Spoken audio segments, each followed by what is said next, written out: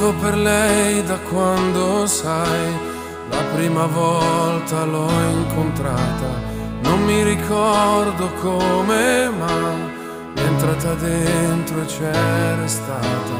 Vivo per lei perché mi fa vibrare forte l'anima. Vivo per lei e non è un peso. Vivo per lei, anch'io lo sai, e tu non esserne geloso. Lei è di tutti quelli che hanno un bisogno sempre acceso, come uno stereo in camera di chi è da solo e adesso sa che anche per lui, per questo io vivo per lei.